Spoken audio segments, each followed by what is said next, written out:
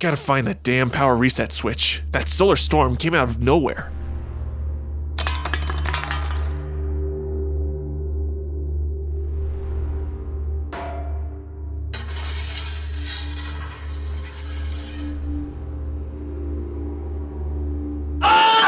Whoa, are you alright, Mr. Code? What are you doing down here? I lost communications with you on the bridge, so I went to go and reset the power. Oh, and here it is.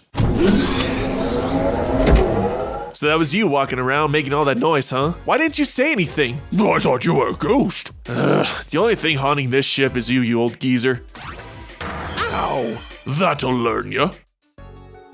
Well, we're on the last of the solo excursions with the Pillars of Equestria, today focusing on the healer Mage Meadowbrook, who rolls into a town infested with zombies? And that's pretty much it. Plot-wise, there's not much to really talk about. She happens upon this town of sick ponies and cures them, which unfortunately makes this the weakest in what's honestly been a solid line of comics. The story is a bare-bones infection tale with no real surprises or interesting development for the Medicine Mare. What made the previous entries more dynamic and appealing were the pillars interacting with their friends or the colorful characters they came across, as it provided them with some pony to bounce their personalities off of, leading to some good comedic or meaningful moments. Here, since every pony is infected, Mage has to carry the entire story for the most part alone, which would be fine if she had some interesting dialogue, but regrettably it's just mostly her expositing out loud what she's doing, and it comes off as intrusive with the overabundance of talking and just kills the creepy atmosphere the comic is trying to convey, and it just feels like her character is just going through the motions. The story would have actually benefited much more if she was mostly quiet during her adventure in town, just letting her actions move the plot forward, thus making it more intense with the lack of acknowledgement from her, and instead of words, just letting her facial expressions